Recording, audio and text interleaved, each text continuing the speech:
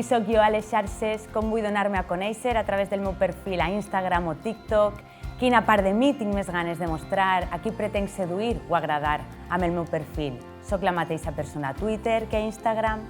En aquesta píndola abordem el paper de les xarxes com a espai de producció identitària on les persones joves i les no tan joves construïm la nostra identitat digital tot unint els elements de la nostra subjectivitat, com sentim, les experiències que tenim, etc., amb imatges i idees dominants presents a les xarxes i que retroalimenten amb idees, narratives i discursos que circulen pel cos social.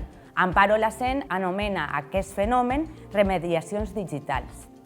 Resulta d'especial importància repassar quines són les imatges que dominen els processos d'autorepresentació a les xarxes, especialment mitjançant les fotografies. Hi ha una clara hipervisibilitat de cossos normatius, narratives d'èxit social fonamentades en el consum i relats que redunden en la idea de felicitat. Efectivament, Instagram és un exemple de la happycràcia, concepte que encunyaren Edgar Cabanas i Eva Iluz, i de domini del pensament positiu, és a dir, un receptacle d'imatges que mostren persones felices, vivint i gaudint d'experiències fantàstiques en escenaris idíl·lics.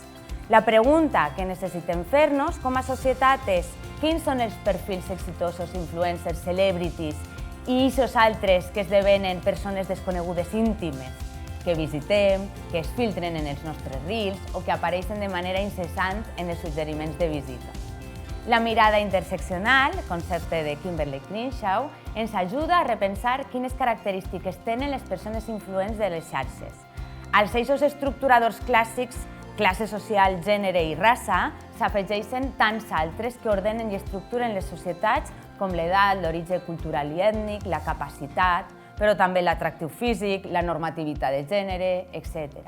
En el cas de l'ús de les xarxes, paga la pena prestar atenció al pes que tenen les corporalitats, que malgrat que durant dècades ens prometien que allò digital ens anava a descorporitzar, finalment sembla que s'ha reforçat la presència del cos a través de la dictadura de la imatge i la promoció de normativitats corporals. Com és l'experiència de l'autorepresentació juvenil? Com viuen les persones joves i les que no som tan joves aquest procés creatiu i artesà de configurar la identitat digital? La resposta no és fàcil i sembla que els processos d'autorepresentació a les xarxes constitueixen una ambivalència o fins i tot una contradicció. Perquè, d'una banda, ens permet comunicar qui som, construir-nos amb una llibertat inimaginada. Podem explorar elements identitaris, connectar-nos amb comunitats virtuals, generar espais propis i liderar processos comunicatius significants per a les persones. Però al mateix temps, les narratives dominants de les xarxes impulsen a reproduir allò que funciona, allò que rep més atenció, allò que rep més likes, perquè les xarxes funcionen a través d'un fum de likes, corets i foguets que s'insereixen en l'economia celebrity, on se cerca una rendibilitat personal, una monitorització de la pròpia identitat on es guanya reputació i posicionament a partir d'aquesta notorietat. El valor personal, econòmic i moral es juga en aquestes situacions socials mediades digitalment en les quals participem.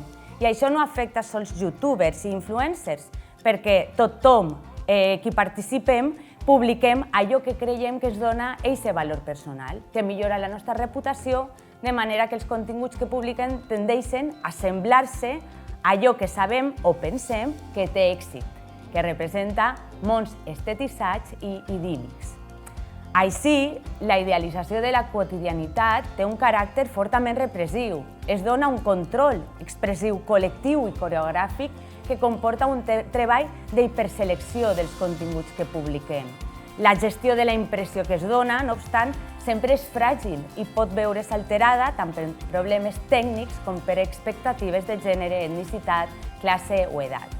I, de fet, aquesta realitat afecta els processos de representació de les persones joves, perquè la fantasia de pertinença es pot veure trontollar amb les controvèrsies i vergonyes provocades per l'exposició pública de les nostres imatges digitals i la impossibilitat de saber amb certesa com seran rebudes pels públics. Agradaran? Rebré l'atenció que espere? Semblarà interessant allò que publique? Així, la publicació de continguts va de la mà de l'experimentació d'angoixa i de neguit davant aquesta incertesa de com serà rebut el contingut que jo publico. Les pressions per fer-ho bé, per aconseguir una representació que siga ben rebuda, s'accentuen en funció de la posició social que s'ocupa a l'espai social.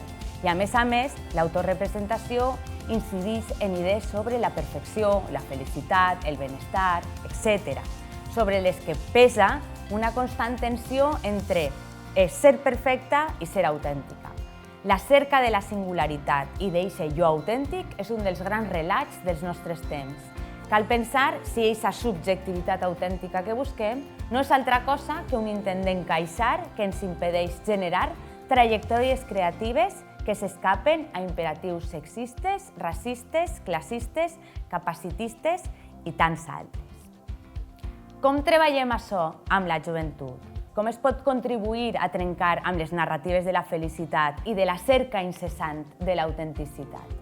El treball que duem a terme mitjançant tallers tant a l'educació formal com a la no formal, tractem de promoure una reflexió entre les persones joves sobre aquestes contradiccions que generen els processos d'autorepresentació i que ajuden a dilucidar molts dels mecanismes de dominació que sostenen les nostres pràctiques digitals. Però, sobretot, sabem perfectament que compartir i treballar les qüestions relatives a les angoixes i els malestars que genera existir a les xarxes ja suposa un alleugeriment d'aquest pes de la representació.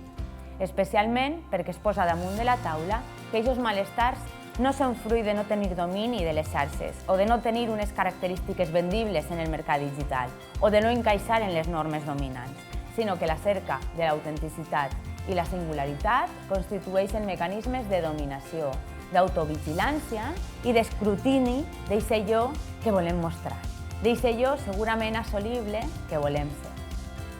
Quins recursos podem utilitzar? Nosaltres utilitzem una guia senzilla per a fer anàlisi de perfil en xarxes socials que ens ajuden a dilucidar com es construeixen aquestes identitats digitals des de, per una banda, el punt de vista psicològic o de la personalitat, en segon lloc des del punt de vista de la identitat corporal, en tercer lloc des d'aquesta idea de perfecció del món que exhibeix i, finalment, mirant com es resol aquesta tensió entre perfecció i autenticitat. L'objectiu final és aprendre a mirar com en les narratives que sostenen la identitat digital s'interrelacionen els diferents eixos d'opressió, el gènere, la raça, la classe, també el capacitisme, l'edat, l'heterosexisme, etc. Vulguem o no, estem immerses en una societat marcada per l'economia dels likes, que ha trastocat les maneres d'entendre qui som i de posar en valor qui som. Desenmascarar aquests mecanismes constitueix, a hores d'ara, una ferramenta per combatre angoixes i malestars entre les persones joves.